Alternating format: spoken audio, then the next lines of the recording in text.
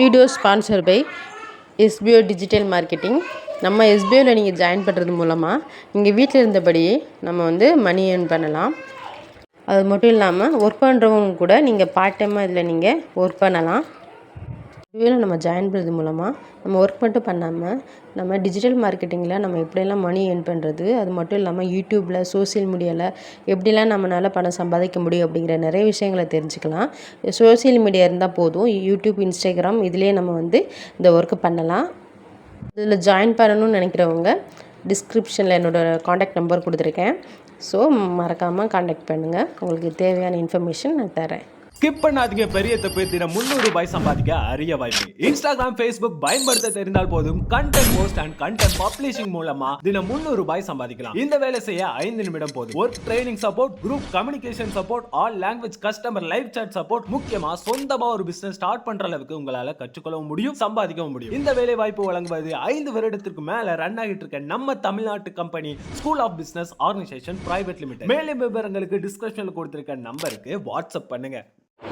இன்றைக்கி நம்ம பார்க்க போகிற திருக்குறள் அதிகாரம் வாய்மை அப்படிங்கிறதுலேருந்து பார்க்க போகிறோம். திருக்குறள் 239. தன்னஞ்சறிவது பொய்யற்க பொய்த்த பின் தன்னஞ்சே தன்னை சுடும் அப்படிங்கிற திருக்குறளுக்கு தான் நம்ம இன்றைக்கி விளக்கம் பார்க்க போகிறோம். இந்த திருக்குறள் வந்து வாய்மை அப்படிங்கிற அதிகாரத்தில் தான் வந்து இடம்பெற்றிருக்கு. தன்னஞ்சறிவது பொய்யற்க அப்படின்னு பார்த்தோன்னா, ஒருவன் வந்து தன்னோட மனச்சாட்சிக்கு வந்து ஒரு உண்மை அப்படின்னு ஒன்று தெரியும், ஆனால் அதை வந்து மற்றவங்களுக்கு தெரியாது அப்படின்னு நினச்சிட்டு ஒரு பொய்யை சொல்லக்கூடாது. அதாவது பொய்த்த பின் தன்னஞ்சே தன்னை சுடும். அப்படி அவன் பொய் சொல்லிட்டானா அவன் நெஞ்சே வந்துட்டு அவன் மனச்சாட்சியே அவனை வந்துட்டு சுட்டு கொண்டே இருக்கும் அப்படின்னு சொல்கிறாங்க. அதாவது நம்ம ஒரு தவறு செஞ்சுருந்தாலோ அல்லது ஏதாவது ஒரு உண்மையை வந்து நம்ம வெளியில் வந்து யாருக்கும் தெரியாது அப்படின்னா அதை மறைச்சி நம்ம தெரியக்கூடிய உண்மையை பொய் மாதிரி மற்றவங்களுக்கு சொன்னோன்னா அது வந்து நம்ம மனச்சாட்சி அதன் பிறகு வந்து ஆகா நம்ம அப்படி சொல்லிட்டோமே அப்படின்னு நம்மளை குத்தி காமிச்சிட்டே இருக்கும் அப்படின்னு சொல்கிறாங்க. நம்ம இந்த திருக்குறளுக்கு நல்ல ஒரு எடுத்துக்காட்டு பார்த்தோன்னா, ஒரு வகுப்பறையில் வந்து ஒரு மாணவன் வந்து ஒரு எக்ஸாம் நடக்குது. அதில் வந்து பரீட்சையில் வந்து மற்றொரு பையனை பார்த்து காப்பி அடித்து எழுதுறான்னு வச்சுக்கோங்களேன். வச்சுட்டு ஆனால் அவன் வெளியில் வந்துட்டு நல்ல மார்க் எடுத்துட்றான். ஆனால் அது மற்றவங்களுக்கு தெரியாது. எல்லாருமே நல்ல மார்க் எடுத்துட்டான், இவன் வந்து நல்ல மதிப்பெண் கிடச்சிருச்சுன்னு சொல்லி நல்லா பாராட்டுறாங்க.